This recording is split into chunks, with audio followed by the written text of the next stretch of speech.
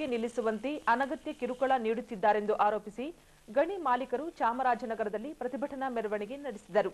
ಈ ಆರೋಪವನ್ನು ತಳ್ಳಿ ಹಾಕಿರುವ ರೈತ ಸಂಘ ಜನರ ಹಕ್ಕನ್ನು ಗೌರವಿಸದಿದ್ದರೆ ಸಂಪೂರ್ಣ ಗಣಿಗಾರಿಕೆ ನಿಷೇಧಕ್ಕೆ ಹೋರಾಟ ನಡೆಸುವುದಾಗಿ ಎಚ್ಚರಿಕೆ ನೀಡಿದ್ದಾರೆ.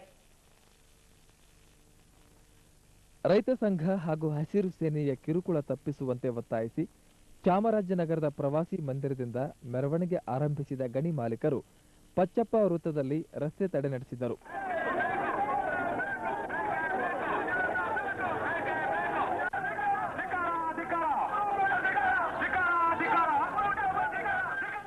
ಪ್ರತಿಭಟನಾಕಾರರನ್ನುದ್ದೇಶಿಸಿ ಮಾತನಾಡಿದ ಗಣಿ ಮಾಲೀಕರ ಸಂಘದ ನಟರಾಜ್, ಜಿಲ್ಲೆಯಲ್ಲಿ ನಡೆಯುತ್ತಿರುವ ಗಣಿಗಾರಿಕೆ ಕಾನೂನುಬದ್ಧವಾಗಿದೆ.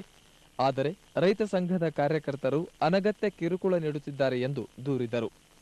ಜಿಲ್ಲಾಧಿಕಾರಿ ಚಂದ್ರಶೇಖರಯ್ಯ ಅವರಿಗೆ ಈ ಸಂಬಂಧ ಮನವಿ ಸಲ್ಲಿಸಲಾಯಿತು.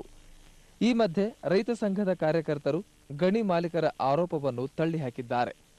ಜಿಲ್ಲೆಯ ಕೆಲವೆಡೆ ಅಕ್ರಮವಾಗಿ ಗಣಿಗಾರಿಕೆ ನಡೆಯುತ್ತಿದ್ದು, ಜನರ ಹಕ್ಕನ್ನು ಗೌರವಿಸದಿದ್ದರೆ ಜಿಲ್ಲೆಯಲ್ಲಿ ಸಂಪೂರ್ಣವಾಗಿ ಗಣಿಗಾರಿಕೆ ನಿಲ್ಲಿಸುವಂತೆ ಹೋರಾಟ ನಡೆಸುವುದಾಗಿ ರಾಜ್ಯ ರೈತ ಸಂಘದ ಅಧ್ಯಕ್ಷ ನಂಜುಂಡಸ್ವಾಮಿ ಸುದ್ದಿಗಾರರಿಗೆ ತಿಳಿಸಿದರು.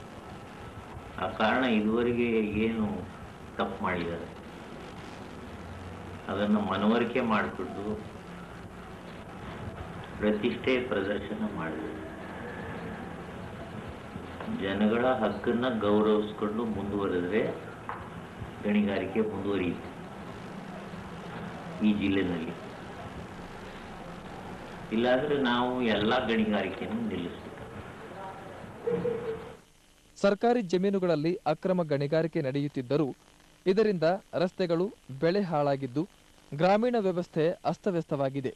ಮನೆಗಳು ಜಖಂಗೊಂಡಿದ್ದು ಕಾನೂನು ಉಲ್ಲಂಘಿಸುವವರ ವಿರುದ್ಧ ಮೊಕದ್ದಮೆ ದಾಖಲಿಸಿ ದಂಡ ವಸೂಲಿ ಮಾಡುವಂತೆ ನಂಜುಂಡಸ್ವಾಮಿ ಆಗ್ರಹಿಸಿದರು.